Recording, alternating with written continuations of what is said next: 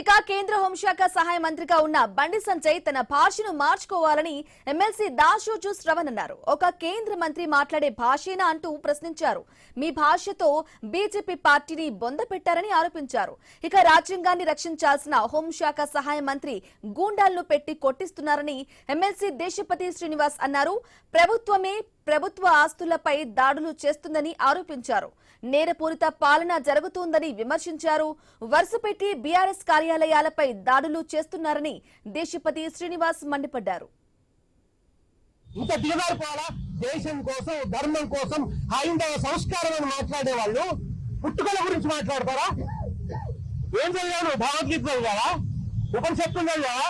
నీ జీవితంలో నీ నోటి నుంచి ఒక శ్లోకం వినలే, నీ నోటి నుంచి ఒక మంచి మాట వినలే, నీ నోటి నుంచి ప్రజల కోసం కమిట్మెంట్ తో మాట్లాడే ఒక వాక్యం వినలే. పొద్దున్న లేస్తే కేసీఆర్ తిట్టడం, కేటీఆర్ తిట్టడం, కేసీఆర్ తిట్టడం, కేటీఆర్ తిట్టడం. ఈ తప్ప బండి సంజయ్ నోట ఇంకేమైనా విన్నావా? ఏం లేదు.